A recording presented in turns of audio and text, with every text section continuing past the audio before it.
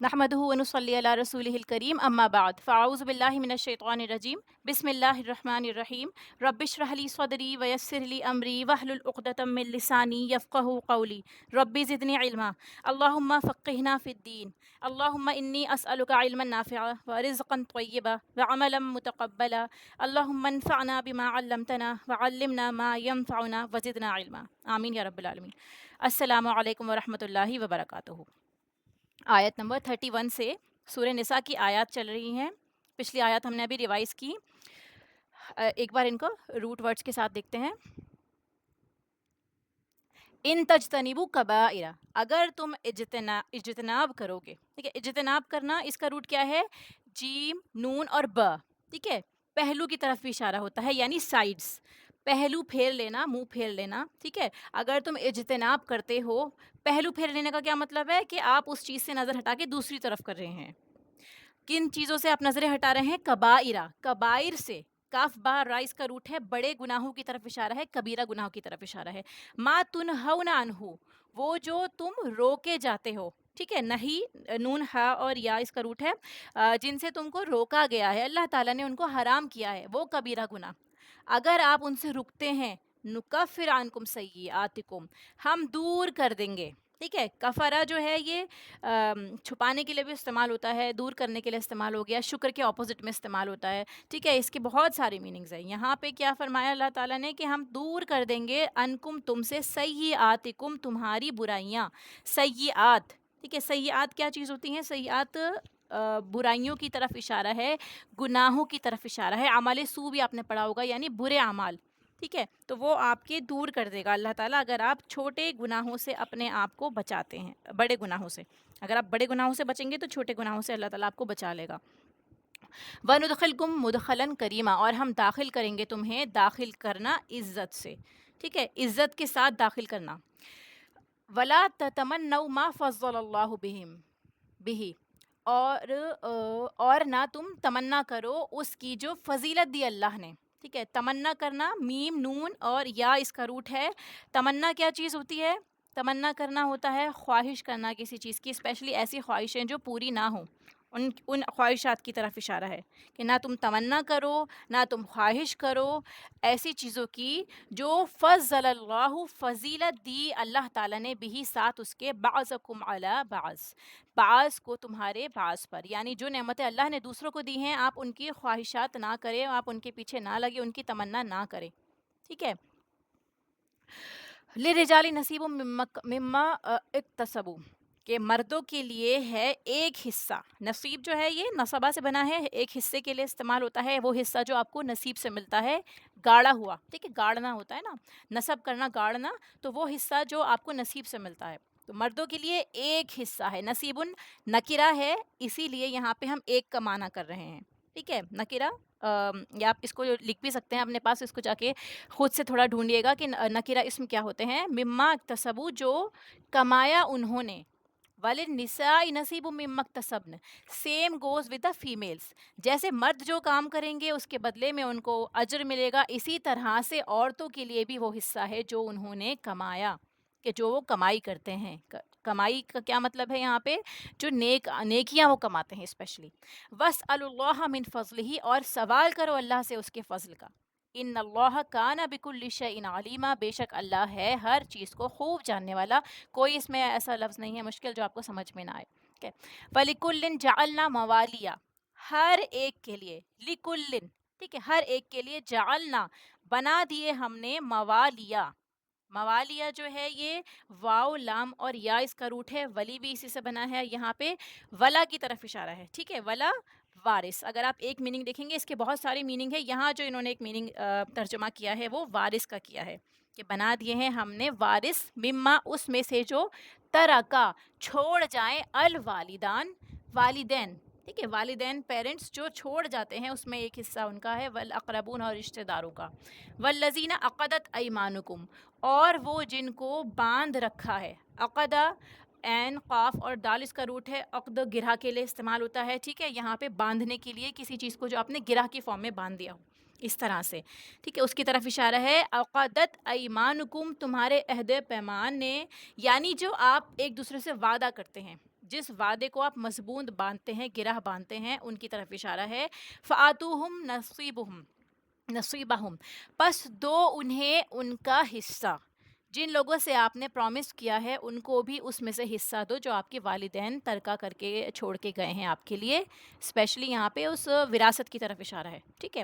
ان اللہ کان علی کل شیء شہیدا، بے شک اللہ تعالیٰ ہے ہر چیز کے اوپر شہید، خوب جاننے والا. ٹھیک ہے، گواہ. الرجال قوامون علی النساء، الرجال مرد. ٹھیک ہے، مردوں کی طرف اشارہ ہے اور یہ رجل کی جمع ہے رجال، یعنی سارے مرد. یہ جمع کی فارم میں استعمال ہوا ہے، اس کا ترجمہ مرد ہی ہوگا. ٹھیک ہے. مرد ذمہ دار ہیں. ٹھیک ہے. قوامون، قوام کی جمع ہے یعنی ذمہ دار ہیں، رسپانسبل ہے، علی النسائی، عورتوں کے اوپر. بما فضل اللہ، اس کی وجہ بتا دی گئی کہ عورتوں کو اللہ تعالیٰ نے قوام کیوں بنایا. اس کی وجہ ہے کہ اللہ نے فضیلت دی ہے بعض کو بعض پر، یعنی یہ اللہ کی طرف سے ہے. سب سے پہلے پوائنٹ، کوئی بھی حکم ماننے کے لیے یہ ضروری ہے، ہمارے لیے یہ جاننا کافی ہے کہ یہ اللہ کا حکم ہے تو سمعنا وَأَطَعْنَا. پھر اس کے بعد اللہ تعالیٰ فرماتا ہے وَبِمَا أَنفَقُوا مِنْ أَمْوَالِهِمْ، وجہ یہ ہے کہ وہ اپنے مال خرچ کرتے ہیں تم پر، ہر طرح سے تمہارے لیے نان نفع پرووائڈ کرتے ہیں. فَالصَّالِحَاتُ، پس نیک عورتیں، صالحات. ٹھیک ہے، صالح عورتیں.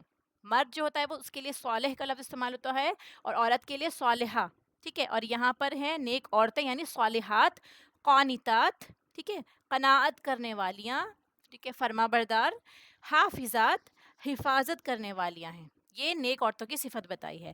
للغیبی، جو حفاظت کرتی ہیں وہ غائبانہ طور پر، یعنی غیب میں حفاظت کرنے والی ہیں. بما حافظ اللہ، ان چیزوں کی جن کی اللہ نے حفاظت کی ہے، یعنی جو ذمہ داری اللہ نے ان کو دی ہے ایز اے وائف، ان کو ان چیزوں کی حفاظت کرنی ہے اور یہ حفاظت اللہ کی طرف سے الاٹڈ ہے. واللاتی، اور وہ عورتیں. ٹھیک ہے، واللاتی جو ہے یہ اشارہ کیا جا رہا ہے تمام ان عورتوں کی طرف جن کے بارے میں یہاں پہ بات کی جا رہی ہے. اسپیشلی جیسے النساء کا لفظ آیا ہے، نساء میں ساری عورتیں کور ہو گئی ہیں. تو وہ عورتیں جو تخافونا، تم خوف کرتے ہو، تم ڈرتے ہو. نشوزہن، ان کی سرکشی سے، ان کے نشوز سے. نون شین اور زا اس کا روٹ ہے. ٹھیک ہے. نشوز معنی اس کا ہے اوپر اٹھنا، بغاوت کرنا، ابھرنا، سرکشی کرنا. ٹھیک ہے، سر اٹھانا جیسے. تو کسی بات کے اگینسٹ جانا، اس کے لیے یہاں پہ نشوز کا لفظ استعمال ہوا ہے. تم ان عورتوں کی سرکشی سے ڈرتے ہو. فعظوہن، تو وعظ کرو انہیں، نصیحت کرو. ٹھیک ہے. وعظ، موعظہ وہ نصیحت ہوتی ہے جو دل پہ اثر کرتی ہے. وہ وعظ ایسی گفتگو جو دلوں کو نرم کر دے. تو پہلا سٹیپ بتایا کہ اگر عورتیں سرکش ہو گئی ہیں تو سب سے پہلے ان کے ساتھ میں تم نصیحت سے کام لو. وَہْجُرُوهُنَّ، سیکنڈ سٹیپ ہے کہ تم علیحدہ کر دو. ٹھیک ہے. وَہْجُرُوهُنَّ میں ہ جیم اور رائز کا روٹ ہے. ہجر چھوڑنے کے لیے، الگ کرنے کے لیے استعمال ہوتا ہے، علیحدہ ہونا. فی المضاجع، مضاجع کیا چیز ہوتی ہے؟ بستر. ٹھیک ہے، بستروں کے اوپر تم ان کو علیحدہ چھوڑ دو. وَضْرِبُوهُنَّ، تیسرا اسٹیپ ہے اگر یہ دونوں کام نہ آئے تو وَضْرِبُوهُنَّ، مارو انہیں. ٹھیک ہے، ضرب لگاؤ انہیں. فَإِنْ أَطَعْنَكُمْ، پھر اگر وہ اطاعت کریں، اگر وہ ایگری کر جاتی ہیں، تمہاری بات مان لیتی ہیں، ان چیزوں کے بعد، ان سٹیپس کے بعد وہ سمجھ جاتی ہیں. فَلَا تَبْغُوا عَلَيْهِنَّ سَبِيلًا، تو نہ تم تلاش کرو ان پر کوئی راستہ. یعنی اس کے بعد میں آپ کو کوئی حق نہیں بنتا، کوئی ایکسکیوز نہیں بنتا کہ آپ پھر بھی ان پر ہاتھ اٹھائیں یا ان کو علیحدہ رکھیں یا پھر کسی بھی طرح کی کوئی ایسی بات جو ان کے توبہ کرنے کے بعد یا رجوع کرنے کے بعد آپ کو ان کو یاد نہیں دلانی، ان کو آر نہیں دلانی. ان اللہ کان علیٰ کبیرہ، بے شک اللہ تعالیٰ ہے علی کے عین لام اور واو اس کا روٹ ہے، بہت بلند، اور کبیر بہت بڑا. یہ یاد دلایا جا رہا ہے کہ اگر تم عورتوں کو دبانے کی کوشش کرو گے تو یاد رکھو کہ تمہارے اوپر بھی کوئی بہت بڑی ذات ہے. وَإِنْ خِفْتُمْ شِقَاقًا، اور اگر ڈرو تم شقاق، اختلاف سے. ٹھیک ہے، شین قاف قاف اس کا روٹ ہے. شق ہو جانا، پھٹ جانے کے لیے استعمال ہوتا ہے. یہاں پہ ایک بات جو ہو رہی ہوتی ہے اس میں کسی دوسری بات کا شامل ہونا، یعنی آپ کا ایک پوائنٹ ہے، دوسرے کا ایک پوائنٹ ہے، تو وہ اختلاف کی کیفیت ہوتی ہے، اس کو شقاق کہا جاتا ہے. اگر تم ڈرو اختلاف سے، بینہما، ان دونوں کے درمیان، فبعثوا، تو مقرر کرو حکم، ایک منصف. ٹھیک ہے، ایک منصف، ایک حاکم، ایک حکم کے لیے استعمال ہوا ہے، یعنی ایک انصاف کرنے والا دونوں کے درمیان، من اہلہ، اس مرد کے گھر والے سے بھی، گھر والوں میں سے بھی، اہلہ میں دیکھیے یہ ضمیر جو دکھ رہی ہے آپ کو، ہا کے نیچے جو زیر دکھ رہی ہے، یہ ضمیر مرد کے لیے استعمال ہوتی ہے، یہ مذکر ضمیر ہے، وہ حکمن من اہلہا، اور ایک منصف اس عورت کے گھر والوں میں، عورت کے لیے جو ضمیر استعمال ہوتی ہے وہ یہ ہوتی ہے ہا کے ساتھ الف، ٹھیک ہے، ہا، ان یریدا اصلاحا، اگر وہ دونوں چاہیں گے اصلاح کرنا، یعنی وہ مرد اور عورت اصلاح کرنے کے لیے راضی ہو جائیں گے، یوفق اللہ بینہما، تو اللہ تعالیٰ موافقت پیدا کر دے گا، ٹھیک ہے، اللہ تعالیٰ راستہ نکال دے گا ان کے درمیان، ان اللہ کان علیما خبیرا، بے شک اللہ تعالیٰ ہے خوب علم والا اور خوب خبر رکھنے والا۔ آیت نمبر 31، ان تجتنبوا کبائر، یہ عام حکم ہے، دیکھیے سب کے لیے حکم آ رہا ہے کہ جتنے بھی لوگ ہیں، اگر آپ لوگ بچتے رہیں گے، خطاب کس کے لیے ہے؟ سیکنڈ پرسن کے لیے ہے، ان تجتنبوا کبائر، اگر تم بچتے رہو گے بڑے بڑے گناہوں سے جن سے تم کو روکا جا رہا ہے، اللہ تعالیٰ نے ان گناہوں سے آپ کو روکا ہے کرنے کے لیے کہ آپ وہ گناہ نہ کریں، تو اللہ تعالیٰ فرماتا ہے نتیجے میں کیا ہوگا؟ ہم ڈھانپ دیں گے، چھپا دیں گے تمہاری برائیاں، ٹھیک ہے، اللہ تعالیٰ فرماتا ہے کہ تمہاری برائیوں کو چھپا دیا جائے گا، کفرا چھپا دینے کے لیے بھی استعمال ہوا ہے، ٹھیک ہے، کن کو چھپا دے گا؟ سیئات کو، سیئات سیئتن کی جمع ہوتی ہے جو سوء سے بنا ہے، سین واو اور حمزہ روٹ ہے اس کا، برائی جو ہوتی ہے ساری، ہر طرح کی برائی، چھوٹی بڑی سب اس کے اندر آتی ہے، سیئات کے لیے عام لفظ استعمال ہوتا ہے یہ ہر طرح کی برائی کے لیے، ٹھیک ہے، کبائر جو ہے وہ بڑے گناہ کے لیے استعمال ہوتا ہے، اور سیئات جو ہے اگر اس کے اپوزٹ آتا ہے، یعنی آپ کے سامنے ایک ہی آیت میں کبائر اور سیئات لکھا آ رہا ہے، تو اس وقت میں سیئات کا مطلب ہوگا صغیرہ گناہ، چھوٹے گناہ، اور اگر صرف سیئات الگ سے منشن ہے، اس کے آگے پیچھے کبائر کا لفظ نہیں استعمال ہوا قرآن کی کسی آیت میں، تو وہاں پہ آپ تمام گناہ مراد لیں گے، چھوٹے بڑے سب گناہ آ جائیں گے، ٹھیک ہے، کلیئر؟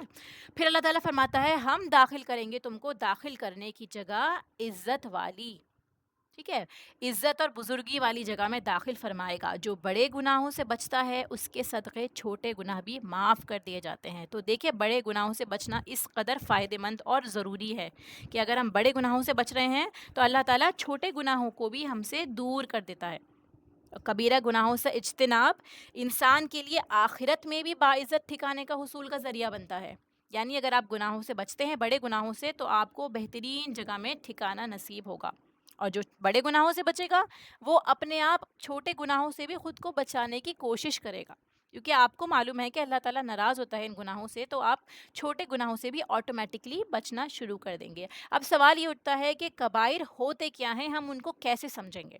ٹھیک ہے، احادیث مبارکہ میں مینشن ہے آلریڈی، لیکن کامن ڈیفینیشن جس سے ہمیں اچھے سے سمجھ میں آئے کہ بڑے گناہ کون کون سے ہوتے ہیں، تو ہر وہ فعل جس پر اللہ نے حد مقرر کی ہے، ٹھیک ہے، احادیث مبارکہ میں اگر آپ نے کہیں کبیرہ گناہ کا لفظ نہیں پڑھا الگ سے حدیث میں، تو آپ یہ دیکھیں گے کہ قرآن میں یا حدیث میں وہ گناہ، وہ ایکشنز جس پر اللہ تعالیٰ حد جاری فرماتا ہے، کوئی حد ہے، ٹھیک ہے، حد جاری فرمانا مطلب آپ کے سامنے حکم آ گیا، چوری کرتا ہے تو اس کے ہاتھ کاٹنے ہیں، زانی زنا کرے گا تو اس کے بدلے کوڑے پڑیں گے، اگر شادی شدہ زانی ہے تو رجم ہوگا، جتنی بھی چیزیں آتی ہیں جن پہ حد مقرر ہے، ٹھیک ہے، حد شراب کی بھی حد بتا دی گئی ہے، اس کے بعد میں جھوٹی گواہی کے بارے میں آیا ہے، یہ ساری چیزیں کیا ہیں جن پہ حد مقرر ہے، کبیرہ گناہوں میں آ جاتی ہیں۔ پھر اس کے بعد وہ گناہ جس پر عذاب کی دھمکی ہے، جہنم کی وعید ہے، یعنی ایسی باتیں یا ایسی آیات، ایسی ورسز آپ پڑھتے ہیں جس میں اللہ تعالیٰ فرماتا ہے کہ اس کے بدلے میں آپ کو جہنم کی سزا ہوگی، ایسا کرو گے تو تم پر عذاب وارد ہوگا، وہ بھی کبیرہ گناہوں میں چلے جاتے ہیں۔ پھر ایسے کام جس پر لعنت کی بات کی گئی ہو، اللہ اور اس کے رسول کی لعنت ہے یا فرشتوں کی لعنت ہے، ایسے کام جو ہوتے ہیں وہ بھی کبیرہ گناہوں میں آتے ہیں، آپ ایسی متعدد آیات دیکھیں گے قرآن کریم میں، تو ان کو بھی آپ ہائی لائٹ کر لیں کہ یہ بھی کبیرہ گناہوں میں آتے ہیں، ٹھیک ہے۔ پھر اللہ اور اس کے رسول سے حرام کا درجہ اس میں آ گیا ہو، یعنی جب اللہ تعالیٰ نے اور اس کے رسول نے فرما دیا کہ یہ کام حرام ہیں، اگر آپ ان کا ارتکاب کرتے ہیں تو آپ کبیرہ گناہ کرتے ہیں۔ چار چیزیں ہم نے دیکھی، حد کا مقرر ہونا، عذاب کی دھمکی ہونا، لعنت کا ہونا اور حرام کا درجہ ہونا، یہ کبیرہ گناہ ہو جاتے ہیں۔ پھر اس کے بعد ایک بہت ضروری بات سمجھنے کی یہ ہے کہ ہم یہ سوچ سکتے ہیں کہ چلو ہم بڑے گناہ نہیں کر رہے، کبیرہ گناہ ہم نے ایسے نہیں کیے، لیکن اس چیز سے ہمیں ہر حال میں خوف رکھنا چاہیے کہ جو چھوٹا گناہ اگر ہم اصرار کے ساتھ کرتے چلے جائیں گے، چھوٹا گناہ کوئی جو صغیرہ گناہ ہوتا ہے، معمولی سی بات ہوتی ہے، معمولی سا گناہ ہے، لیکن آپ اس کو دل کی خوشی کے ساتھ کرتے چلے جاتے ہیں، ریپیٹ کرتے چلے جاتے ہیں کہ یہ تو صغیرہ گناہ ہے، اس پہ پکڑ نہیں ہے، تو وہ کبیرہ بن جاتا ہے، ٹھیک ہے؟ کیونکہ آپ کو یہ سوچنا چاہیے کہ آپ جو گناہ کر رہے ہیں، پکڑنے والی ذات کون ہے، کس کی خلاف ورزی کر رہے ہیں، کس کے حکم کی خلاف ورزی کر رہے ہیں، کیونکہ وہ تو گناہ کا کام ہے، صغیرہ ہو یا کبیرہ، گناہ تو گناہ ہے۔ اگر آپ اس کو دلیری کے ساتھ کرتے جاتے ہیں تو وہ کبیرہ میں بدل جاتا ہے، اور یہ کبیرہ گناہ جو ہیں وہ توبہ سے ہی معافی ان کی حاصل ہوتی ہے، اور اس کے علاوہ کچھ گناہوں کا کفارہ بھی ہوتا ہے، ٹھیک ہے؟ توبہ سے اور کفارے کے ساتھ میں جو صغیرہ گناہ ہیں وہ توبہ سے بھی معاف ہو سکتے ہیں، وضو سے بھی، ہم وضو کرتے ہیں تو اس میں بھی کتنے ہمارے گناہ جھڑ جاتے ہیں، ذکر اذکار کرتے ہیں تو اس میں کتنے گناہوں کی معافی کا ذکر ہے، پھر نیکی ہم کرتے ہیں تو وہ گناہوں کو مٹا دیتی ہے، وہ صغیرہ گناہوں کے لیے ہے۔ کبیرہ گناہوں کے لیے سچے دل سے توبہ کرنا، معافی مانگنا، اور کچھ گناہوں کا کفارہ ہے وہ ادا کرنا، تبھی وہ گناہ معاف ہوتے ہیں۔ احادیث مبارکہ میں کچھ کبائر کا ذکر ہے، وہ میں آپ کے سامنے جلدی سے بتاتے چلوں۔ بخاری میں بھی اور مسلم میں بھی، دونوں میں حدیث مبارکہ وارد ہیں۔ حضرت ابو ہریرہ رضی اللہ تعالیٰ عنہ سے مروی ہے کہ آپ صلی اللہ علیہ وسلم فرماتے ہیں 7 ہلاک کرنے والے گناہوں سے بچو۔ دیکھیے ہلاکت آ گئی نا یہاں پہ، یہ گناہ جو آپ کو ہلاک کر دیتے ہیں ان سے بچیے۔ کون کون سے گناہ ہیں؟ شرک، جادو، ناحق قتل کرنا، ٹھیک ہے، سود، یتیم کا مال کھانا، میدان جنگ سے فرار ہونا، پھر پاک باز بھولی بالی عورتوں پر تہمت لگانا۔ یہ سب کیا ہیں؟ یہ سب کبیرہ گناہوں میں آتے ہیں۔ ایسے ہی حضرت عبداللہ ابن مسعود رضی اللہ تعالیٰ عنہ سے روایت ہے کہ آپ فرماتے ہیں کہ اللہ کے نزدیک، جب آپ سے پوچھا گیا اللہ کے نزدیک کون سے گناہ بڑے ہیں، کہ آپ صلی اللہ علیہ وسلم سے پوچھا گیا، تو آپ کیا فرماتے ہیں کہ یہ کہ تو اللہ کے نزدیک کسی اور کو بڑا قرار دے حالانکہ اللہ ہی نے تجھے پیدا کیا ہے، یعنی شرک کی بات ہو گئی۔ پھر اس کے بعد اولاد کو کھلانے کے ڈر سے مار ڈالے، یعنی آپ کو یہ ڈر ہو کہ آپ کی اولاد آپ کے ساتھ کھانا کھائے گی، یا زیادہ بچے ہوں گے تو آپ انہیں کہاں سے پرووائڈ کریں گے، یہ جو خوف ہوتا ہے انسان کے اوپر، وہ کیا سمجھتا ہے کہ میں کھلانے والا ہوں، یہ خوف، اس خوف میں وہ جو بچوں کو قتل کر دیتا ہے، تو یہ بھی کبیرہ گناہ ہے، ٹھیک ہے؟ پھر اس کے بعد تیسرے درجے پر ہمسائے کی بیوی سے زنا کرنا، یہ سب چیزیں کیا ہیں؟ کبیرہ گناہ میں آتی ہیں۔ پھر ایسے ہی ایک اور حدیث میں آتا ہے کہ 3 بڑے گناہ یہ ہیں: اللہ کے ساتھ شرک کرنا، ناحق قتل کرنا، اور والدین کو ستانا۔ 2 چیزیں کامن ہے، دیکھیے، اللہ کے ساتھ شرک کرنا اور ناحق قتل کرنا، اور تیسری جو ہے وہ الگ الگ احادیث میں الگ الگ وارد ہوئی ہیں، ٹھیک ہے؟ والدین کو ستانا بھی کبیرہ گناہوں میں سے آتا ہے۔ پھر کبیرہ گناہ کے جو درجات ہوتے ہیں کس بیسس پر بنیں گے؟ دیکھیے ایک گناہ ہے، آپ کے سامنے مینشن ہے، چوری ہو گئی، لیکن اس کے بھی الگ الگ درجے ہوں گے۔ ظاہر سی بات ہے کہ آپ 1 روپے کی چوری کریں گے، 10 روپے کی چوری کریں گے، یا 1 لاکھ کی چوری کریں گے، تو سیویرٹی کس میں زیادہ ہے؟ ٹھیک ہے، اس کے بیسس پہ کبیرہ گناہوں کے بھی درجات ہوتے ہیں۔ عام عورت پہ، بھولی بھالی عورت پہ تہمت لگانا، اور دوسری عورت پہ تہمت لگانا جس پہ ڈاؤٹ ہو، تو ان دونوں میں فرق ہو جاتا ہے۔ جو عام عورت پہ آپ لگائیں گے تو زیادہ سنگین گناہ ہو جائے گا۔ پھر زنا کرنا برائی کا کام ہے، سب جانتے ہیں، لیکن ہمسائے کی بیوی کے ساتھ زنا کرنا یہ اور زیادہ بڑا ہو جاتا ہے، یہ زیادہ درجے کا گناہ ہو جاتا ہے، ٹھیک ہے؟ اس سے خرابی، سوسائٹی میں بھی خرابی ہوتی ہے، رشتہ داروں میں آپس میں اس میں بہت زیادہ خرابی ہوتی ہے، اس وجہ سے یہ زیادہ بڑا گناہ میں آ جاتا ہے، ٹھیک ہے؟ پھر اس کے بعد یہ ہے کہ جو بڑے گناہوں سے نہیں بچ رہا وہ چھوٹے پر بھی معافی نہیں مانگتا، ٹھیک ہے؟ جو اپنے آپ کو بڑے گناہوں سے نہیں بچا رہا، تو چھوٹے گناہوں سے نہ بچنا یہ انسان کو دلیر کر دیتا ہے، جب وہ جمع ہوتے جاتے ہیں، اکٹھے ہوتے جاتے ہیں تو انسان کو ڈبو دیتے ہیں، لہٰذا ان سے بچنے کی ضرورت ہے، ٹھیک ہے؟ جتنا ہو سکے اپنے آپ کو گناہوں سے بچانے کی کوشش کریں۔ جیسے آپ دیکھیں گے نا، ایک تنکا ہوگا، اس میں آپ آگ لگانے کی کوشش کریں گے تو آگ نہیں پکڑے گی، لیکن بہت سارے تنکے اٹھا کر آپ ایک جگہ جمع کر دیں، پھر اس میں آگ لگا دیں تو وہ آگ بھڑک جائے گی۔ اسی مثال کے ساتھ ہم سمجھیں کہ چھوٹے گناہ اکٹھے ہوتے ہوتے وہ ہمارے لیے بہت بڑی آگ بن جاتے ہیں۔ وَلَا تَتَمَنَّوْا مَا فَضَّلَ اللَّهُ بِهِ، کوئی ایسی چیز کی جس کی وجہ سے تم میں سے کسی دوسرے کو بڑائی مل گئی ہو، اس کی تمنا نہ کرو۔ اس آیت مبارکہ میں بتایا جا رہا ہے کہ تم تمنا، آرزو یا خواہش، ٹھیک ہے، امید رکھنا، تمنا جو ہوتی ہے وہ جھوٹی خواہش کی طرف اشارہ ہوتا ہے، ٹھیک ہے؟ ایسی خواہش جس کا پورا ہونا ممکن نہیں یا مشکل ہے، تو خواہشات کی بھی لمٹ ہونی چاہیے۔ ان میں بھی کچھ چیزوں کی خواہشات سے ہمیں اپنے آپ کو بچانا چاہیے. ایسا نہیں ہے نا کہ اس چیز کی اجازت نہیں ہے کہ آپ کسی بھی چیز کی تمنا کرنے لگ جائیں، حلال ہو حرام ہو، آپ کے پاس ہو یا کسی دوسرے کے پاس ہو. کوئی بھی ایسی خواہش ہو جو آپ سمجھتے ہیں کہ یہ لمٹ سے باہر ہے، ان خواہشات کو سوچنے سے منع فرمایا گیا ہے. اسپیشلی جن کی طرف اشارہ ہے وہ یہ ہیں کہ جو اللہ نے فضیلت دی ہے ساتھ اس چیز کے تم میں سے بعض کو بعض پر. فضیلت کیا چیز ہوتی ہے؟ دیکھیے زائد، ٹھیک ہے، اللہ تعالیٰ نے نعمتیں دی ہیں، لیکن فضیلت وہ ہوتی ہے جو ڈیزرو سے زیادہ ملتی ہے، جو ہم ڈیزرو کرتے ہیں اس سے زیادہ ملتی ہے، ایکسٹرا چیز ملنا، ایکسٹرا ریوارڈ، بونس ملنا. تو جو اللہ تعالیٰ نے کسی دوسرے کو دیا ہے، وہ تمہارے پاس نہیں ہے، وہ کسی اور کے پاس ہے، اس کی تمنا نہ کرو. مثال کے طور پر اگر ہم آیت کا ربط لیں تو کسی کی بیوی زیادہ اچھی لگتی ہے، ٹھیک ہے، اگر ہمیں ایسا لگتا ہے کمپیریزن موڈ میں ہم آ جاتے ہیں. اسپیشلی آپ دیکھیں گے نا زیادہ تر یہ بڑے لوگوں سے، گھر سے ساسیں وغیرہ ہو گئی ہیں، ان میں زیادہ پایا جاتا ہے کہ وہ کمپیریزن کرنے لگ جاتی ہیں، اور اسی طرح کی باتیں وہ اپنے بیٹوں سے کرنے لگ جاتی ہیں.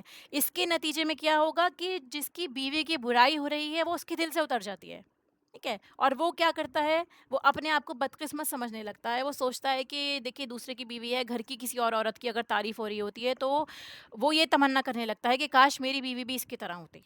اسی لیے یہ گھر کے اندر خرابی کا سبب بنتا ہے. ایک بچے کو آپ دوسرے سے کمپیئر کرنے لگ جائیں گے، ٹھیک ہے، ان دونوں کا موازنہ کرنے لگ جائیں گے، یہ بھی خرابی کا سبب بنے گا. تو یہاں بتایا جا رہا ہے کہ جو شخص کسی اور کے پاس جو چیز ہو اس کو وہی چیز چاہیے ہو، وہ اسی چیز کی تمنا کرے کہ مجھے فلاں چیز ہی چاہیے، اس چیز سے منع کیا گیا ہے. اللہ تعالیٰ تو یہ فرما رہا ہے کہ تم اس سے اس کا فضل مانگو، ٹھیک ہے، اللہ تعالیٰ سے کچھ بھی مانگ سکتے ہیں آپ، لیکن یہ کہنا کہ مجھے وہ خاص پرٹیکولر چیز ہی چاہیے، پھر اس میں حسرت میں مبتلا ہو جائے انسان، بے چین رہے، یہی چیزیں حسد کا سبب بنتی ہیں. روٹ کاز دیکھیے حسد کی وجہ کیا ہے، کہ وہی چیز چاہیے مجھے، نہیں ملے گی تو سب کو برباد کر دیں گے، یا ہم چین سے نہیں بیٹھیں گے. یہ ساری چیزیں خرابیوں کا سبب بنتی ہیں، مزید خرابیاں اس سے پیدا ہوتی ہیں. ابلیس کو بھی حسد ہوا تھا، ٹھیک ہے، قابیل کو بھی اپنے بھائی حابیل سے حسد ہوا تھا، اس لیے اس نے اسے قتل کر دیا تھا. لہٰذا اللہ تعالیٰ فرماتا ہے کہ جب اللہ کے فضل پہ ہم نظر رکھیں گے، ٹھیک ہے، تو ہم ان چیزوں سے بچ جائیں گے. اگر اس کے برعکس ہم اللہ کے فضل پر نظر رکھنے کے بجائے لوگوں کی چیزوں پر نظر رکھنے لگتے ہیں تو وہاں سے خرابیاں شروع ہوتی ہیں. اس کی مثال ہے جائز طریقے سے اگر ہم کوئی چیز حاصل نہیں کر سکتے، ہمیں لگتا ہے کہ یہ ہمارے لیے پاسبل نہیں ہے، تو ہم تمام غلط مینس استعمال کرنے لگتے ہیں، غلط طریقے سے اس کو حاصل کرنے کی کوشش کرنے لگتے ہیں. تو اسپیشلی اور دیکھیے اس آیت میں خاندانی زندگی میں ایک دوسرے پر ملنے والی فضیلت کی طرف بھی اشارہ ہے، ٹھیک ہے.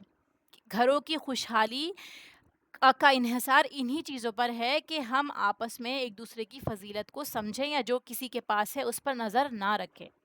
کیا اچھے اخلاق کے ساتھ میں رہنا، ہر شخص دوسرے کا مقام پہچانے، اس کا احترام کرے. جو مقام اللہ نے کسی کو دیا ہے اس کی قدر کرنے کے بجائے اس مقام سے یہ نہ سوچے کہ یہ مجھے مل جائے.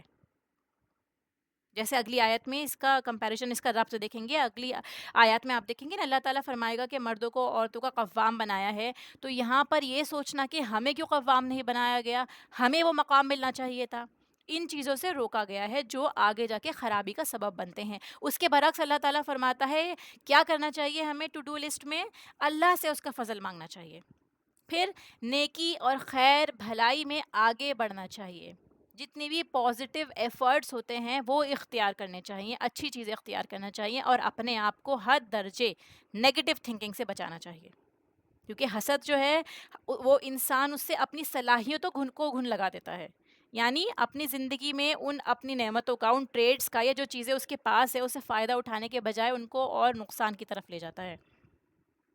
ٹھیک ہے، عقل مند انسان وہ ہے جو نہیں ملا اس کی دعا اللہ سے کرتا ہے، یعنی اللہ سے فضل مانگتا ہے، اور جو کچھ اس کو ملا ہے، جو اس کے پاس موجود ہے، وہ اس سے فائدہ اٹھاتا ہے، یعنی اسے نیکی کا کام کرتا ہے، اس میں قناعت رکھتا ہے. اس لیے آپ صلی اللہ علیہ وسلم بھی دعا مانگا کرتے تھے، اللہم انی اسألک من فضلک العظیم. اس دعا کو اپنے دعا میں شامل کر لے کہ اے اللہ ہم تجھ سے تیرا عظیم فضل مانگتے ہیں. ٹھیک ہے، اللہم انی اسألک من فضلک العظیم. ایسا ہی سلمہ رضی اللہ تعالیٰ نے عرض کیا کہ یا رسول اللہ صلی اللہ علیہ وسلم، مرد جہاد میں حصہ لیتے ہیں، انہیں شہادت کا درجہ مل جاتا ہے، ہم ان فضیلت والے کاموں سے محروم ہیں، ٹھیک ہے، ہماری میراث بھی نصف ہے، اس پر یہ آیت اترتی ہے کہ اللہ تعالیٰ اس پر یہ فرماتا ہے، دیکھیے دنیا میں کسی کو کوئی حصہ جو زیادہ ملا ہے اس پر اس کی بڑائی نہیں ہوگی، یہ دیکھا جائے گا کہ جو اس کو ملا ہے اس سے اتنا کیا کام کیا اس نے، جو آپ کے پاس ہے اس سے آپ نے کیا کام کیا اللہ کو راضی کرنے کے لیے۔ تو یہ مت دیکھیں کہ اس کے پاس کیا ہے، یہ دیکھیں کہ میرے پاس کیا ہے، ٹھیک ہے؟ کسی بھی بڑائی کی آخری حد یہ نہیں ہے کہ دوسرے کے پاس کیا ہے، کیا پتہ آپ کو دوسرے طریقے سے اس سے بڑائی حاصل ہو جائے، آپ کے پاس کوئی ایسی چیز ہو جو اس کے پاس نہیں ہو، ٹھیک ہے؟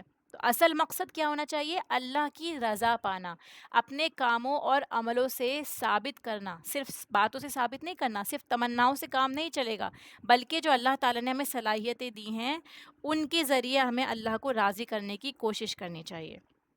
تو یہاں سے کبیرہ گناہوں کی لسٹ شروع ہو جاتی ہے، جس میں سب سے پہلے یہاں پہ کیا ہے؟ دیکھیے فضل، آپ کو جو اللہ تعالیٰ سے فضل کا سوال کرنا ہے اور تمناؤں سے بچنا ہے، ٹھیک ہے؟ تو بڑے بڑے گناہ ہیں، ان کے پیچھے اصل وجہ کیا ہوتی ہے؟ خواہشات کا ہونا، ایسی خواہشیں جو پوری نہیں ہو رہی ہیں وہ بڑے گناہوں کی طرف انسان کو لے جاتی ہیں، ایسی تمنائیں جو پوری نہیں ہوتی انسان کی، ٹھیک ہے؟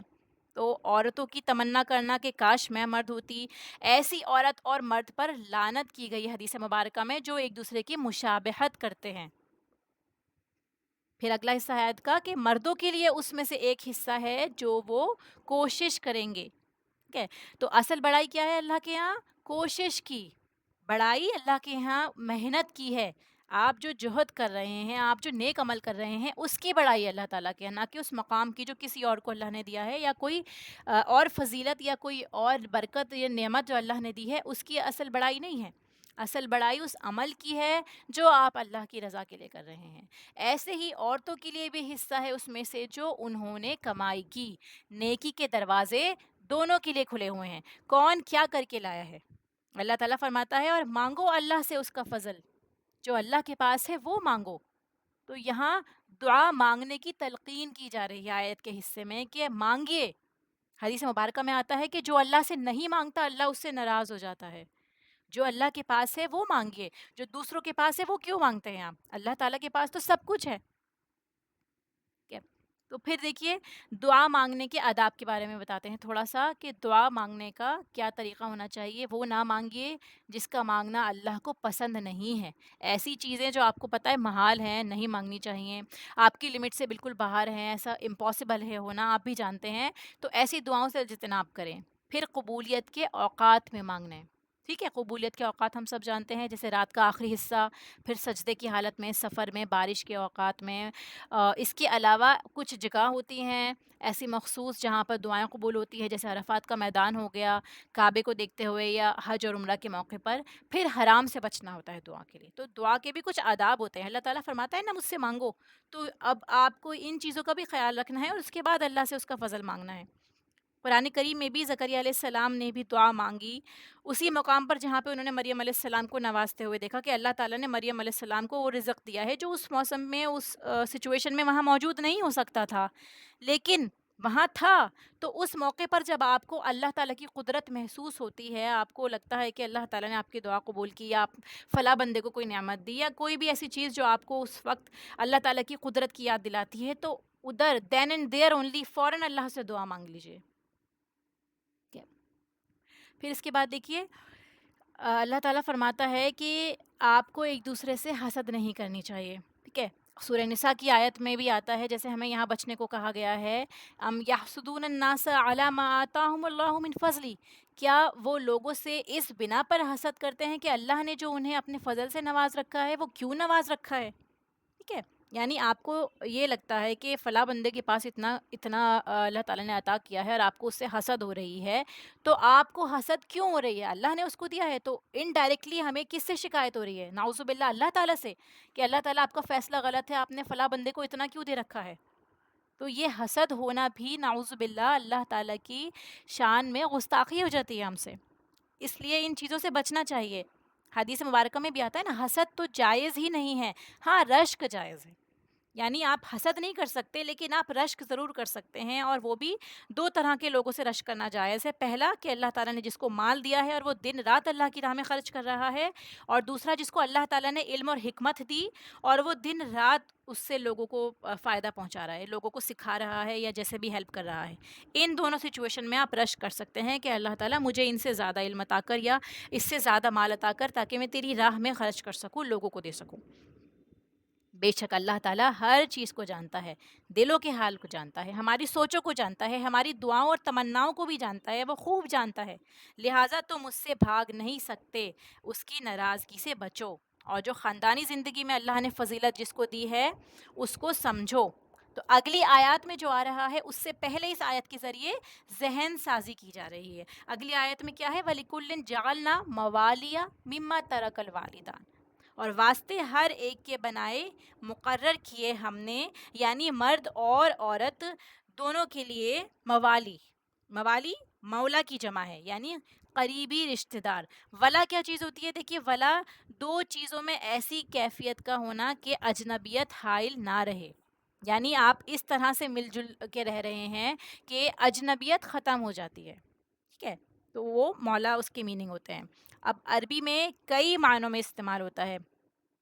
پہلا معنی کیا ہے اس کا؟ مددگار، جیسے کہ اللہ کے لیے استعمال ہوتا ہے کہ اللہ تعالیٰ تو ہی ہمارا مولا ہے، تو وہ مددگار کے معنوں میں اللہ تعالیٰ کے لیے استعمال ہوتا ہے۔ پھر آزاد کردہ غلام، غلام کے لیے بھی استعمال ہوتا ہے، ٹھیک ہے؟ آقا اور غلام کے درمیان جو تعلق ہوتا ہے آزاد کرنے کے بعد، تو اس کو ولا کہتے ہیں، ٹھیک ہے؟ اور حدیث میں آتا ہے کہ ولا کا حق اس کے پاس ہے جو آزاد کرے، ٹھیک ہے؟ ولا کا حق اس کے پاس ہے جو آزاد کرے، یعنی اگر کوئی شخص جب کسی کا غلام ہوتا ہے، ایک دفعہ جب اس کا غلام بن جاتا ہے، تو چاہے وہ اسے آزاد کر بھی دے تب بھی اس کی نسبت جو ہوتی ہے وہ اس کے ساتھ میں ہوتی ہے ولا کے ذریعے۔ اس کو مثال کے ساتھ میں آپ کو سمجھاتی ہوں۔ ابن عمر جو تھے، حضرت عبداللہ ابن عمر، ان کے غلام تھے نافع، ٹھیک ہے؟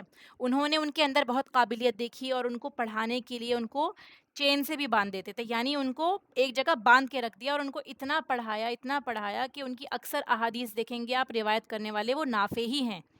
اور یہ نافع کون ہیں؟ امام مالک کے استاد ہیں، ٹھیک ہے؟ اور جو حدیث آپ کے ذریعے آتی ہے، یعنی آپ یہ دیکھیے نا، امام مالک ہیں، ان سے امام نافع اور وہ ابن عمر سے روایت کرتے ہیں، اور وہ رسول اللہ صلی اللہ علیہ وسلم سے روایت کرتے ہیں، تو یہ جو لنک آتا ہے پورا، یہ گولڈن چین کہلاتا ہے، موسٹ اوتھینٹکس میں مانا جاتا ہے، یعنی سلسلۃ الذہب، گولڈن چین اس کو کہتے ہیں، اور یہ قابل اعتبار رہتی ہے۔ جو چین اس حدیث سے لی جاتی ہے، حدیث اس چین سے لی جاتی ہے، وہ اعلیٰ درجے کی شمار کی جاتی ہے۔ تو نافع جو تھے وہ بھی حضرت ابن عمر کے آزاد کردہ غلام تھے، تو ان کو نافع مولا ابن عمر کہا جاتا تھا، ٹھیک ہے؟ آئی ہوپ اب آپ کو سمجھ میں آ گیا اس کا ریلیشن۔ تو مولا جو آزاد کردہ غلام ہوتا ہے۔ آج کے دور میں کیا کوئی غلامی کو آپ دیکھیں گے؟ آج کے دور میں کوئی غلام ہوگا آپ کے پاس میں، یا آپ کے گھر میں کوئی ہیلپر آئے یا آپ کے انڈر کوئی بھی، آپ اس کو اتنا پڑھائیں گے کہ بڑے بڑے ائمہ ان کے استاد بن جائیں؟ اتنا انہوں نے ان کو پڑھایا، حضرت ابن عمر نے اپنے غلام کو اتنا پڑھایا کہ وہ ائمہ، یہ حضرت امام مالک کون ہے؟ وہ امام جو ہیں، چار امام جو ہیں جن کو سب سے زیادہ مانا جاتا ہے، تو ان میں سے ایک امام مالک ہیں، اور وہ کس کے شاگرد تھے؟ امام نافع کے جو ایک غلام تھے، ٹھیک ہے؟ تو یہاں سے بھی علم کی فضیلت پتہ چلتی ہے کہ اگر آپ کے پاس علم ہے تو اللہ تعالیٰ آپ کا مقام کیا بنا دے گا، کہ آپ بڑے بڑے اسکالرز بھی آپ سے پڑھنے آ رہے ہیں۔ پھر تیسرا معنی لیا جاتا ہے، دیکھیے، امور کا ذمہ دار، یعنی جس کے ذمے کاموں کو مینیج کرنا ہے، اس کو ولی الامر بھی کہتے ہیں، مینیجر، ٹھیک ہے؟ اب چوتھا معنی کیا ہے؟ وارث ہونا، جو یہاں پہ مراد لیا گیا ہے۔ اور پانچواں معنی ہے قریبی رشتہ دار۔ تو اللہ تعالیٰ فرماتا ہے کہ ہم نے وارث مقرر کیے ہیں۔ وارث موت کے بعد ہی ہوتا ہے، سب سے پہلے تو یہ سمجھنا ہے ہمیں کہ وارث جو ہے وہ ہم نے مقرر کیے ہیں، اس میں سے جو چھوڑ جائیں والدین اور قریبی رشتہ دار، جو میراث وہ چھوڑ جائیں اس کے وارث ہم نے مقرر کیے ہیں، اور وہ لوگ جن کے ساتھ تمہاری قسمیں بندھی ہوئی ہیں۔ اس بات کو سمجھیے کہ یہاں پہ وارثوں کا ذکر ہے، اور اس کے ساتھ میں ان لوگوں کا بھی ذکر ہے کہ وہ بھی وراثت کے حقدار ہیں، کہ جن سے تم نے قسمیں کھائی ہیں، معاہدے کیے ہیں، عہد و پیمان کر رکھے ہیں قسمیں کھا کر۔ تو اللہ تعالیٰ فرما رہا ہے کہ ان کے حصے ان کو دو، حلیفانہ تعلق کی طرف اشارہ ہے. اسلام سے پہلے دوستوں اور مددگاروں کے ساتھ جو ہے آپس میں وہ معاہدہ کر لیتے تھے قسم کھا کر. یہ ہم کافی بار ریپیٹ کر چکے ہیں. حلیف کون ہوتا ہے؟ جو ایسا معاہدہ کرتا ہے کہ میری جان تیری جان، میرا مال تیرا مال، ٹھیک ہے.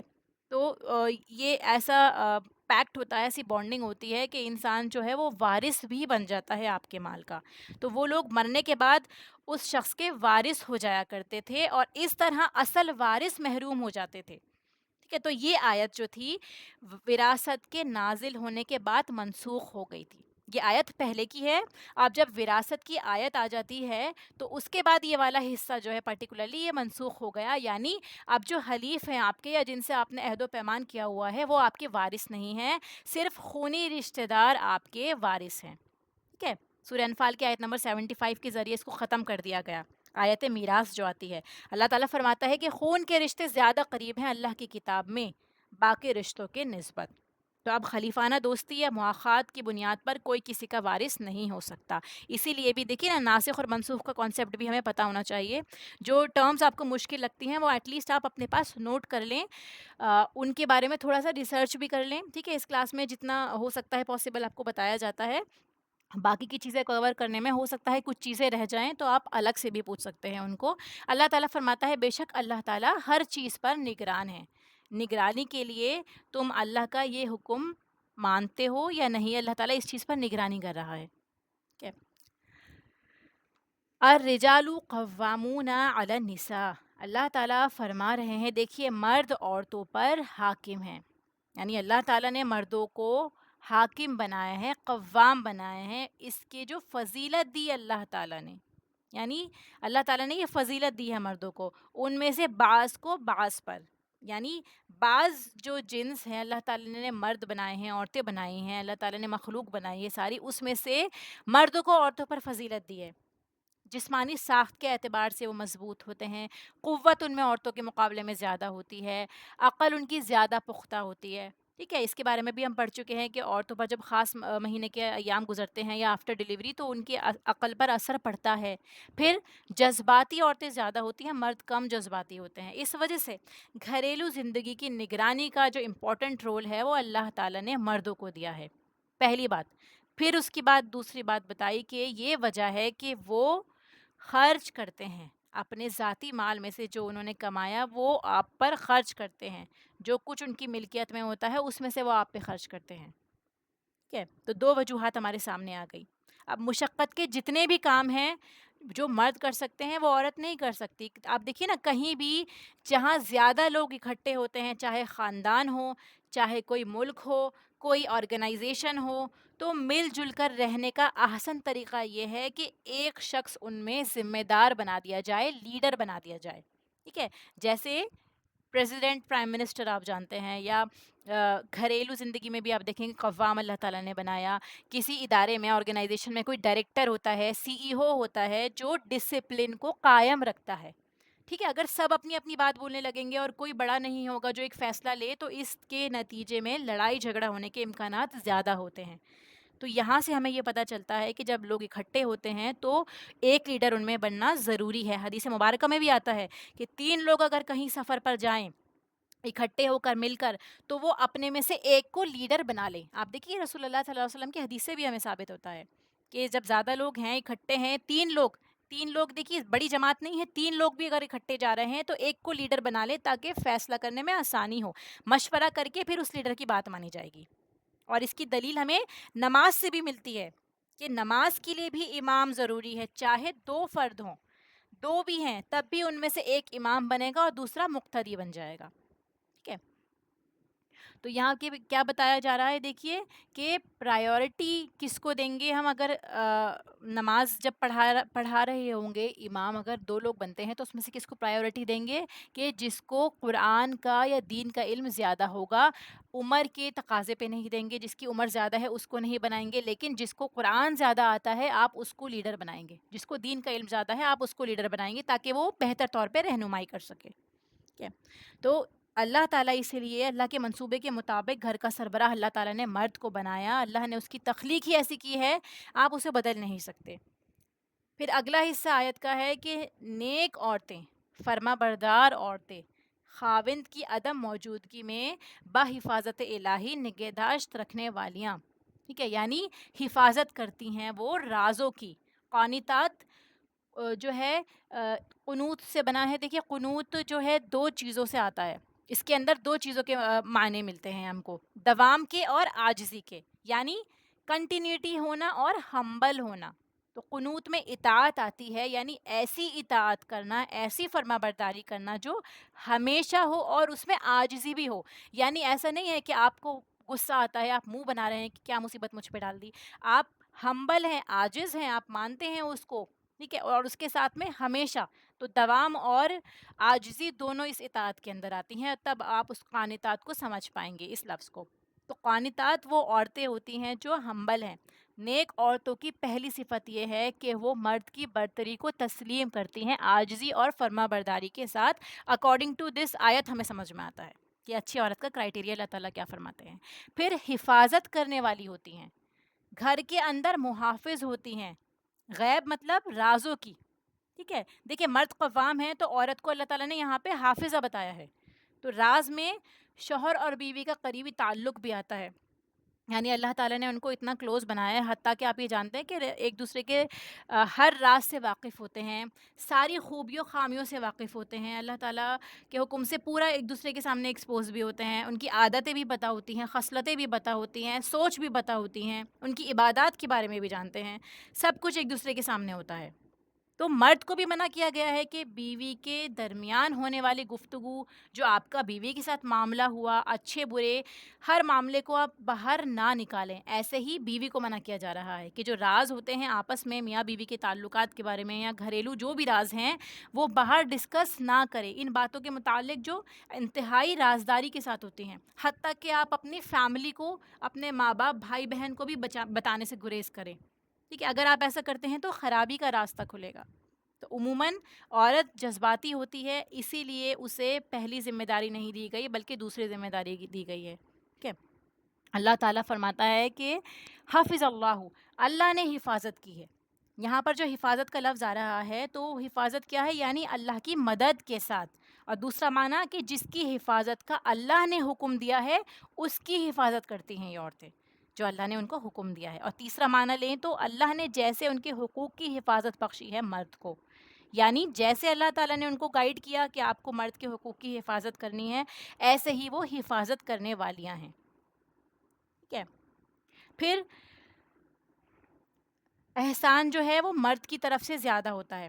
ٹھیک ہے، عورت کی ذمہ داری بنتی ہے کہ اس کو جو اتنی حفاظت ملی ہے اب وہ ان کے شکرانے کے طور پر جواباً یہ کرے کہ جہاں سے وہ فائدہ اٹھا رہی ہے اس کو نقصان نہ پہنچائے، اس گھر کے اور شوہر کے عیب نہ کھولے، ان کی کمزوریوں کو بیان نہ کرے. ٹھیک ہے، تو قوام کی اطاعت کے بعد جو رول ہمارے سامنے آتا ہے سب سے بڑا وہ حفاظت کا ہے. حفاظت رازوں کی، مال کی، عزت اور آبرو کی. دیکھیے مال کی بھی حفاظت کرنی ضروری ہے کہ جو مرد آپ کے پاس مال چھوڑ کے گیا ہے یا آپ کے سامنے آپ کو اگر وہ پاکٹ منی دیتا ہے یا آپ گھر میں رکھا ہوا ہے مال، تو اب ایسا نہیں کہ آپ اپنی مرضی سے خرچ کر دیں، اسراف کر دیں، آپ بنا اس کی اجازت یا اس کا مال نہ لیں. جو اس نے آپ کو دیا ہے وہ اب آپ کے انڈر ہے، اس کی اجازت سے ہے، تو پھر آپ کو جہاں مرضی آپ خرچ کریں، لیکن اس میں بھی اسراف سے بچیں. لیکن اگر وہ اس کا مال رکھا ہوا ہے، آپ یہ سوچیں کہ یہ میرے ہی تو شوہر کا ہے اور آپ اس کی بلا اجازت کے لے لیں، تو چاہے آپ اس کو صدقہ بھی کر دیں تب بھی آپ گنہگار ہوں گے. ٹھیک ہے، پھر اس کے بعد فرمایا کہ کوئی بھی ایسا کام جو عورت کو اس کی اصل ذمہ داریوں سے روک دیتا ہے،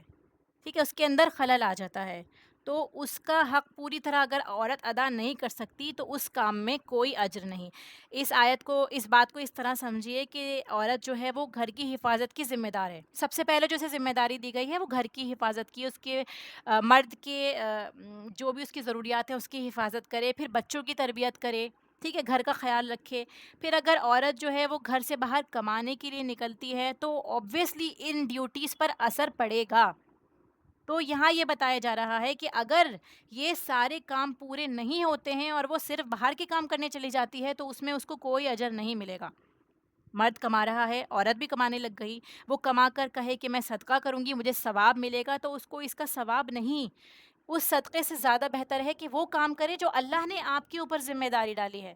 ٹھیک ہے، کمانے کی ذمہ داری آپ پر نہیں ہے، اب اگر ذمہ داری کو آپ ادا بھی کرنا چاہتے ہیں، آپ کے پاس وقت ہے گھر کے کاموں کے بعد، تو بالکل آپ کر سکتے ہیں۔ نبی پاک صلی اللہ علیہ وسلم کے زمانے میں عورتیں کاروبار بھی سنبھالا کرتی تھیں، ٹھیک ہے؟ ایسے ہی مرد گھر میں بیوی کے ساتھ مل کر کام بھی کروا لیا کرتے تھے، یہ بھی ان کے لیے صدقہ جاریہ میں آتا ہے، صدقے میں آتا ہے، ٹھیک ہے؟ اور مرد جو ہے اگر آپ کی اپنے گھر میں اپنی ماں کی، اپنی بہن کی، اپنی بیوی کی مدد کر رہے ہیں تو وہ ان کی طرف سے صدقہ ہوگا، ٹھیک ہے؟ ان کی پہلی ذمہ داری تو نان نفقہ پرووائڈ کرنا ہے، کیونکہ آپ صلی اللہ علیہ وسلم بھی اپنے گھر میں جھاڑو وغیرہ لگا دیا کرتے تھے، آپ اپنے کپڑوں پر پیوند لگا لیا کرتے تھے، اپنا جوتا سی لیا کرتے تھے، گھریلو زندگی میں اپنی ازدواج کے ساتھ ان کے کاموں میں مدد کیا کرتے تھے، یہ آپ کی سنت سے ثابت ہے۔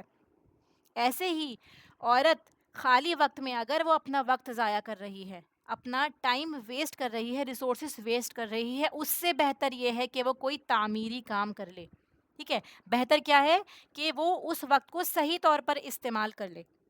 اگر وہ شریعت کی حدود میں رہتے ہوئے یہ کام کرتی ہے، اگر وہ ارننگ کے لیے جا رہی ہے، کوئی جاب کر رہی ہے، اگر وہ شریعت کے حدود کو پورا کرتی ہے، پردے کا اہتمام کرتی ہے، اور جو جن چیزوں سے اس کو روکا گیا ہے ان سے رکتی ہے، تو پھر اگر وہ کوئی کام کرتی ہے تو اس کو دوگنا اجر ملتا ہے، اس کمائی پر بھی اور اس صدقے پر بھی، اگر وہ اپنی ذمہ داریاں پوری کر لیتی ہے۔ ان ادر کیس اگر نہیں کرتی ہے تو پھر اس کو کوئی ثواب بھی نہیں ہے، اور ہو سکتا ہے اس پر گناہ بھی ہو، کیونکہ اس نے اپنی پہلی ذمہ داری جو اللہ کی طرف سے آئی تھے اس کو نظر انداز کر دیا، ٹھیک ہے؟ اب ایک اور بات یہ اٹھتی ہے کہ ایسا بھی ہو سکتا ہے کہ کوئی عورت ہے جو جسمانی اعتبار سے مرد سے زیادہ طاقتور بھی ہو، یا پھر وہ اس سے زیادہ بہتر کماتی ہو مرد کے مقابلے میں، تو یہ ایکسیپشنل کیس ہوتے ہیں۔ میجورٹی مردوں کی عورتوں کے مقابلے میں جو ہے اسٹرینتھ زیادہ ہی ہوتی ہے، عموماً مرد ہی مال کما کے لاتے ہیں، لیکن یہ کیس بھی ہو سکتا ہے کہ ہو سکتا ہے عورت ہی کمانے والی ہو، ٹھیک ہے؟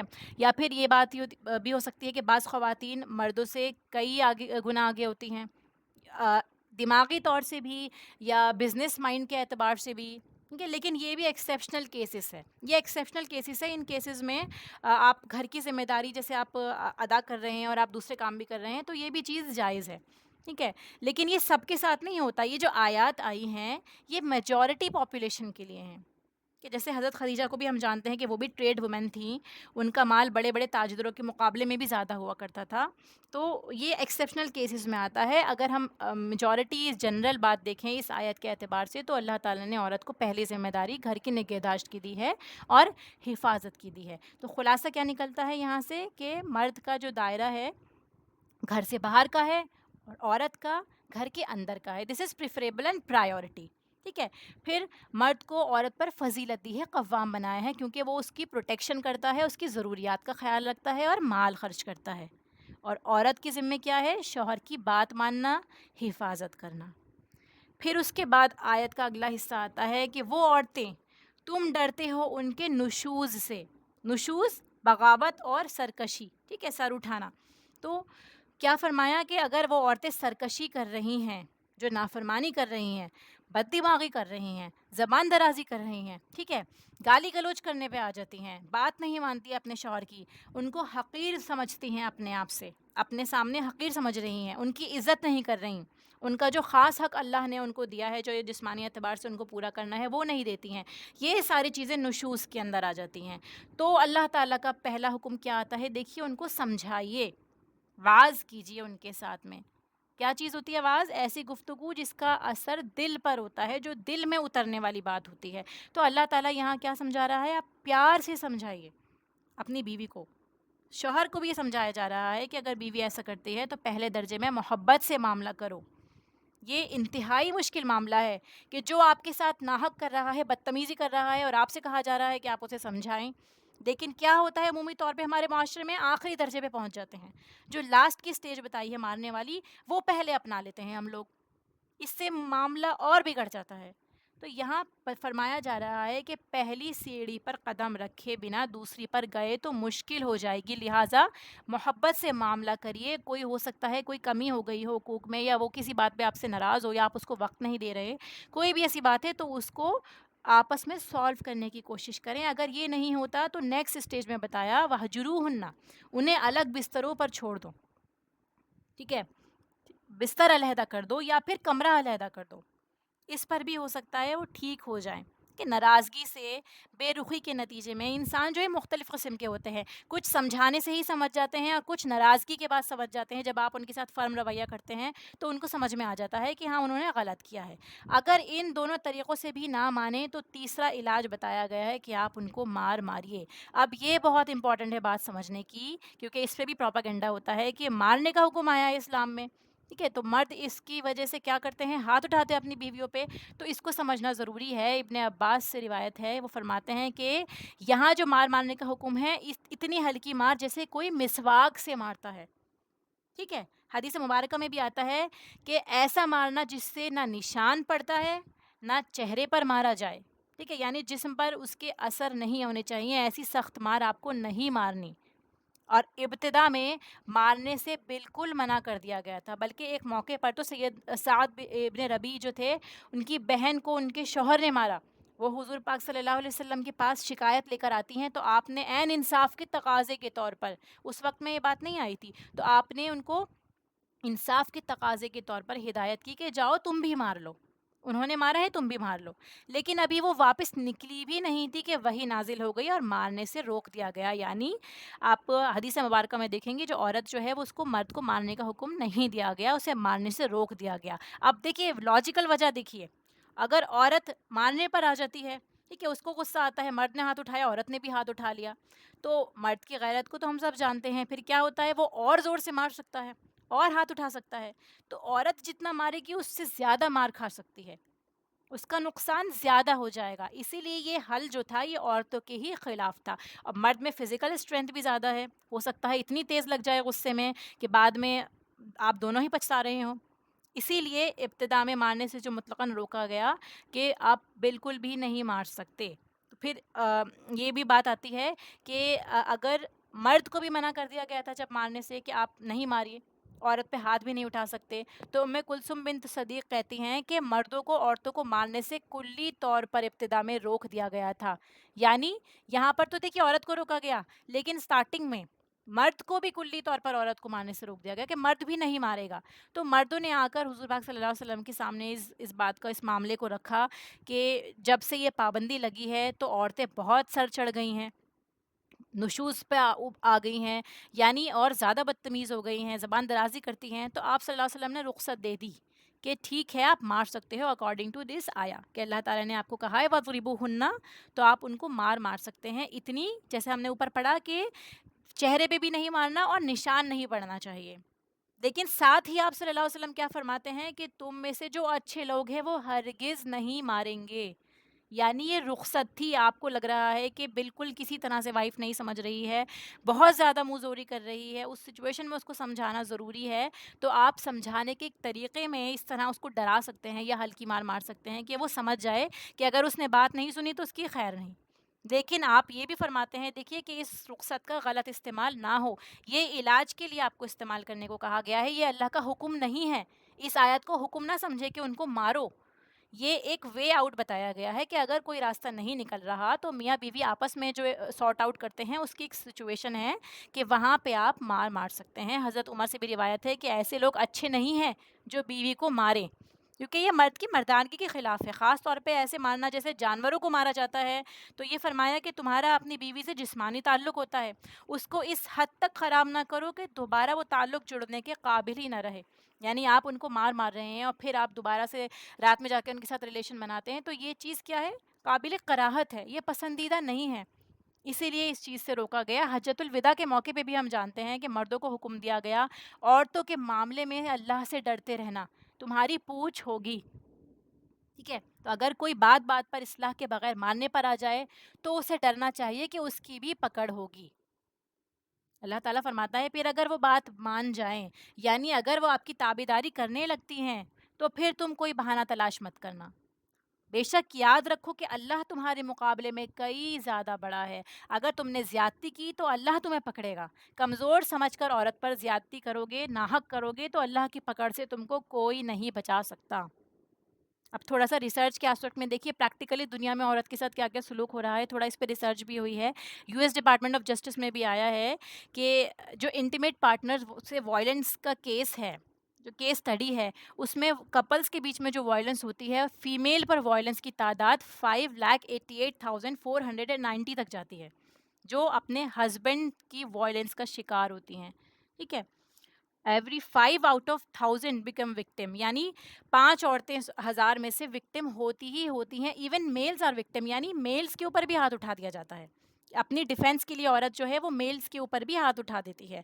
اور ایسے ہی 1 لاکھ تک کے جو میٹس ہوتے ہیں، یعنی جو کپلز ہیں، 1 لاکھ تک کی تعداد بتائی جاتی ہے جن میں یہ وائلنس دیکھی گئی ہے. یعنی فیملی کے اندر جو یہ وائلنس ہوتی ہے 1 لاکھ تک کی رپورٹ جاتی ہے اس میں. پھر 2000 کی اسٹڈی کے مطابق 1247 فیمیلز جو ہوتی ہیں وہ اپنے پارٹنر کے ہاتھ اٹھانے سے یا فیملیل وائلنس کے نتیجے میں مر جاتی ہیں. ٹھیک ہے. یہ وکٹیمائز ڈیتھ ہوتی ہے ان کی. پھر جب 8000 مرد اور عورتوں کو شامل کیا گیا ایک اسٹڈی میں اور ان سے سوال پوچھے گئے کہ وائلنٹ ایکٹ کس کس طرح سے ہوتے ہیں آپس میں، تو ان کے اندر جو سب سے پہلے بتایا گیا کہ دھکا دینا، ایک دوسرے کو دھکا دینا پارٹنر کی طرف سے، یہ سب سے پہلے دیکھا جاتا ہے، جس میں زیادہ تر ریشو عورتوں کا ہوتا ہے، یعنی عورتوں کو دھکا دیا جاتا ہے زیادہ. پھر دوسرا بتایا طریقہ کیا ہوتا ہے لڑائی کا، بال کھینچنے لگ جاتے ہیں ایک دوسرے کے. اس میں بھی عورتیں 9% عورتوں کی تعداد ہوتی ہے اور 2% مردوں کی، یعنی عورتوں کے بال زیادہ کھینچے جاتے ہیں. ٹھیک ہے. لڑائی کی نسبت آپ یہ دیکھیے ریشو کے مطابق یہ اسٹڈی میں بتائی جا رہا ہے آپ کو کہ عورتوں کے اوپر اگر لڑائی ہوتی ہے تو زیادہ حملہ یا زیادہ نقصان عورتوں کا ہی ہوتا ہے. پھر سلیپس کے بارے میں بتایا گیا، یعنی ایک دوسرے کو تھپڑ مارنا، اس میں بھی 17% عورتیں پٹتی ہیں اور 5% میلز کے اوپر ہاتھ اٹھایا جاتا ہے. پٹائی ہونا بھی اس کے اندر ہے، یا پھر گن کا استعمال کرنا، گن سے ڈرانا. عورتوں کو 0.7% ان کے ریشو ہے اور مردوں کا 0.1%. پھر گلا دبا کے مارنے کی کوشش کرنا، اس میں بھی ریشو عورتوں کے اوپر زیادہ ہے، یعنی یہ ظلم بھی عورتوں کے اوپر زیادہ ہوتا ہے. تو اس کا کنکلوژن نکلتا ہے عورتوں کے اگینسٹ زیادہ نقصان کی جو ریسرچ ہے وہ پائی جاتی ہے. امریکہ میں ایوری ایئر، ہر سال 1400 فیمیل جو ہوتی ہیں وہ ماری جاتی ہیں اسی ڈومیسٹک وائلنس میں. ٹھیک ہے. اور ہر 9 سیکنڈ میں ایک امریکن فیمیل جو ہے وہ اٹیک ہوتی ہے یا پھر اس کو مارا جاتا ہے. پھر 40 لاکھ فیمیلز جو ہوتی ہیں وہ وکٹمز ہیں اپنے پارٹنر کی. کسی بھی معاشرے میں سب سے زیادہ جو حملے ہوتے ہیں انسانیت پر آپ دیکھیں گے وہ عورتوں پر زیادہ ہوتے ہیں. سارے کرائم ریٹس میں 25% جو ہے وہ بیوی پر تشدد کرنا یہ پایا جاتا ہے. 31% فیمیلز جو ہیں کال سروے میں جن کو ایڈمٹ کیا گیا ہے ہراسمنٹ کے لیے جو جاب کے ٹائم پہ، وہ اور اپنے سپروائزرس کے انڈر رہ کے ہراس ہوتی ہیں، اتنی پرسنٹ عورتیں. پھر 19% ان کے کلیگز ان کو ہراس کرتے ہیں اور 8% جونیئرس کی طرف سے بھی. یعنی عورتیں باہر اگر جاتی ہیں تو ان کے ہراسمنٹ کے کیسز بھی بہت زیادہ ہیں. ٹھیک ہے. اللہ تعالیٰ نے یہاں جو یہ فرمایا نا کہ آپ گھر میں رہتی ہیں، مرد جو ہے آپ کی حفاظت کرتے ہیں، اگر ایسا نہیں کرتے آپ تو اس کے نتیجے میں دنیا میں کیا ہو رہا ہے وہ میں آپ کے سامنے ریڈنگز بتا رہی ہوں کہ یہ جو ہے اللہ تعالیٰ نے جو فرمایا یہ دنیا میں دیکھا جا رہا ہے اگر اس حکم کی ہم خلاف ورزی کرتے ہیں. پھر اگر فیملیل وائلنس ہوتی ہے، یعنی گھر میں میاں بیوی کے درمیان لڑائی جھگڑا ہوتا ہے، تو آپ یہ دیکھیں گے کہ 22% بچے جو ہیں وہ بن باپ کے رہ رہے ہوتے ہیں، جس میں سے 63% خودکشی کر لیتے ہیں ایسے بچے. 90% بچے جو گھروں سے بھاگتے ہیں وہ بن باپ کے گھروں سے بھاگتے ہیں، یعنی جنہوں نے بچپن میں لڑائیاں دیکھی ہوتی ہیں وہ مینٹل ڈس آرڈر کے زیادہ شکار ہوتے ہیں. ریپس جو ہوتے ہیں زیادہ تر ایسے ہی گھرانوں کے بچے کرتے ہیں، اور ہائی اسکول سے نکالا جاتا ہے ایسے بچوں کو کیونکہ وہ مینٹلی ڈسٹرب ہو جاتے ہیں. 85% نوجوان جو جیل میں ہوتے ہیں وہ پرورش پاتے ہیں. لہٰذا بتانے کا مقصد یہ ہے کہ گھر میں جو ہے اکٹھا رہنا، بچوں کی تربیت کا دھیان دینا کتنا ضروری ہے. اس تربیت کے لیے مرد کو قوام بنایا گیا، وہ نان نفقہ پرووائڈ کر رہا ہے، وہ لیڈر کی حیثیت اپنا رہا ہے. ٹھیک ہے. ایسا نہیں ہے کہ وہ صرف باہر جائے گا، گھر میں اپنے بیوی بچوں کو ان کی تربیت پہ بالکل دھیان نہیں دے گا کہ بچوں کی تربیت کیسی ہو رہی ہے، کیا پڑھایا جا رہا ہے، کیا سکھایا جا رہا ہے، ان کے دوست کیسے ہیں. اسے بالکل اس سے بے بہرا نہیں رہنا، لیکن پہلی پرائیورٹی اس کی قوام کی بتائی گئی ہے اور عورت کو محافظ بتایا گیا ہے کہ عورت کو ہی حفاظت کرنی ہے. ٹھیک ہے. اگر لڑائی جھگڑا ہوتا ہے تو کس طرح اس کو سارٹ آؤٹ کرنا ہے یہ بھی ہم نے اس آیت سے سمجھا. اب دیکھیے جب ہم فطرت کے خلاف جاتے ہیں تو ہمارے سامنے یہ سارے نقصان آتے ہیں. اب یہ سوال اٹھتا ہے کہ مرد تشدد کیوں کرتا ہے؟ یعنی اگر کوئی مرد ہے جو اس آیت کی خلاف ورزی کر رہا ہے اور عورت پر ہاتھ اٹھا رہا ہے، جیسے ہم نے اسٹڈیز میں بھی دیکھا یہاں پہ، تو اللہ تعالیٰ، کیونکہ مرد کو اللہ تعالیٰ نے قوام بنایا، اگر عورت بدتمیزی کرتی ہے، سرکشی کرتی ہے، تو خاص طور پہ اگر مرد کی جسمانی تعلق کا حق اس کو نہیں دیتی تو وہ فرسٹریشن میں آ جاتا ہے، وہ اپنی انا کا مسئلہ بنا لیتا ہے اسے، اور پھر کیا ہوتا ہے، وہ بھڑاس اس کی اس طرح نکلتی ہے. ٹھیک ہے. اسی لیے اس چیز سے بچنے کے لیے اللہ تعالیٰ نے عورتوں کو بھی حقوق دیے ہیں اور مردوں کو بھی حقوق دیے ہیں. ہمیں بنانے والا اللہ تعالیٰ ہے، اس کو پتہ ہے کہ کس کی نفسیات میں کیا ہے، اسی لیے اس بیسس پہ اس نے ذمہ داریاں ہم کو دی ہیں، اور عورت کو بہترین عورت کس طرح ہم بن سکتے ہیں، کن ہمیں ٹریڈس پہ چلنا چاہیے. بس ایک بار احادیث مبارکہ میں اس کے بارے میں دیکھ لیتے ہیں کہ حدیث مبارکہ میں آتا ہے کہ نبی پاک صلی اللہ علیہ وسلم فرماتے ہیں عورتوں میں سے بہترین وہ عورت ہوتی ہے جو جب اس کی طرف دیکھے تو تم کو خوش کر دے. یعنی مرد جب اس کو دیکھتا ہے تو آپ کو خوشی، اس کو خوشی ملتی ہے. پھر جب کسی کام کا مرد حکم دیتا ہے اس عورت کو تو وہ اس کی اطاعت کرتی ہے، یعنی وہ کام فوراً پورا کر دیتی ہے. جب تم اس سے غائب ہو تو وہ تمہارے مال کی اور اپنے نفس کی حفاظت کرتی ہے. ٹھیک ہے، یعنی اپنی بھی اور تمہارے مال کی بھی حفاظت کرتی ہے. تو وہ عورت بہترین عورت ہے. پھر جو عورت 5 وقت کی نماز ادا کرتی ہے، اپنی آبرو کی حفاظت کرتی ہے، شوہر کی بات مانتی ہے، رمضان کے روزے رکھتی ہے، تو وہ جنت کے جس دروازے سے چاہے داخل ہو سکتی ہے. اتنی بڑی فضیلت بتائی گئی ہے. ٹھیک ہے. اب پھر جو عورت نفل روزے رکھتی ہے تو وہ بھی مرد کی اجازت کے بغیر اس کو نہیں رکھنے. ٹھیک ہے، مرد کا یہ مقام ہے. دیکھیے 2 قسم کے لوگوں کی نمازیں یہ بھی بتایا کہ ان کے سروں کے اوپر سے نہیں اٹھتی. ایک وہ عورت جو شوہر کی نافرمان ہو، یعنی اگر آپ کی لڑائی ہوتی ہے یا آپ شوہر کی نافرمان ہیں، اس کی بات نہیں مانتی، وہ آپ سے ناراض ہے، تو جب تک آپ کی نافرمانی ختم نہیں ہوتی یا آپ بات نہیں کر لیتے تب تک آپ کی نمازیں آپ کے سروں سے اوپر نہیں اٹھتی. پہلی کیٹیگری یہ ہو گئی. دوسری، بھاگے ہوئے غلام کی، جب تک وہ واپس نہ لوٹ آئے. پھر اللہ پر ایمان رکھنے والی عورت پر جائز نہیں کہ وہ اپنے گھر سے ایسی حالت میں نکلے جب کہ اس کا نکلنا شوہر کو پسند نہ ہو. یعنی اگر آپ گھر سے باہر نکلتے ہیں اور آپ کو شوہر کو پسند نہیں ہے آپ کا گھر سے باہر نکلنا، یا اس وقت میں باہر نکلنا، یا پھر کسی فلاں شخص سے ملنا، یا کسی کا گھر میں آنا، کہ گھر میں کسی ایسے کو آنے دینا جس کا شوہر کو ناپسند ہے، اس کی بھی اجازت آپ کو نہیں دی گئی ہے. شوہر کے معاملے میں کسی اور کی بات نہیں مانی جائے گی. اتنے حقوق اللہ تعالیٰ نے دیے ہیں. پھر اس کے بعد دیکھیے حدیث میں آتا ہے، نبی پاک صلی اللہ علیہ وسلم فرماتے ہیں مومن کے لیے خوف خدا کے بعد سب سے زیادہ مفید اور باعث خیر نعمت نیک بیوی ہے. بہترین متاع جو کسی کو ملتی ہے وہ کیا ہے؟ نیک بیوی ہے.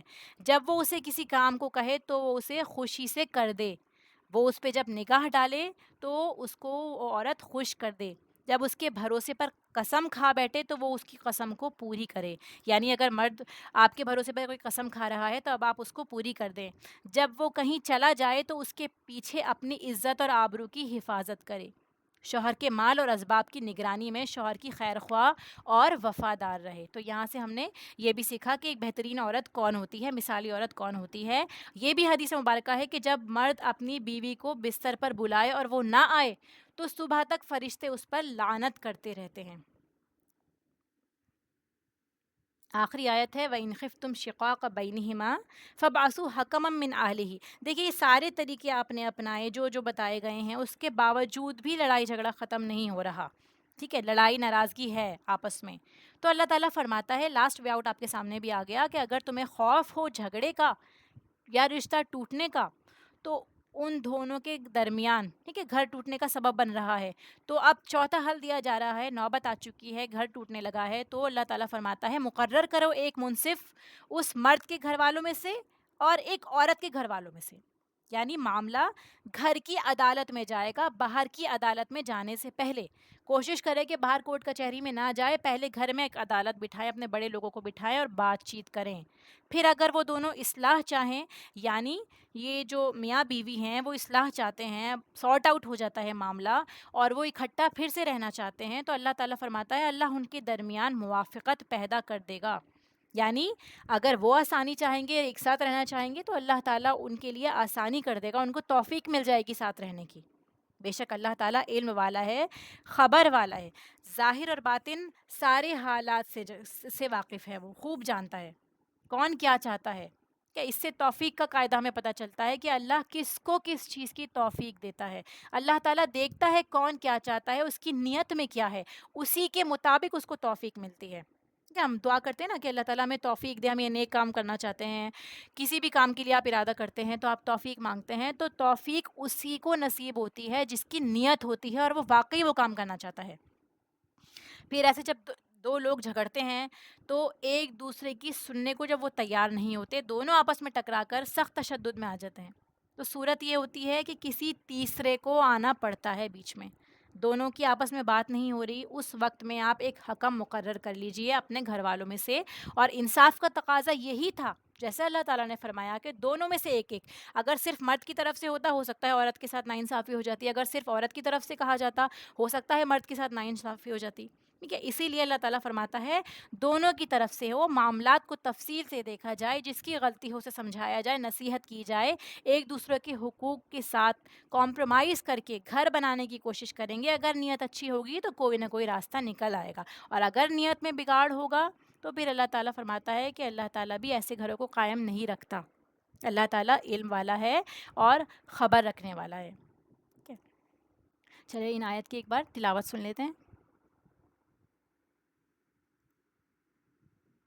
إن تجتنبوا كبائر ما تنهون عنه نكفر عنكم سيئاتكم وندخلكم مدخلا كريما ولا تتمنوا ما فضل الله به بعضكم على بعض للرجال نصيب مما اكتسبوا وللنساء نصيب مما اكتسبن واسألوا الله من فضله إن الله كان بكل شيء عليما ولكل جعلنا موالي مما ترك الوالدان والأقربون والذين عقدت أيمانكم فآتوهم نصيبهم إن الله كان على كل شيء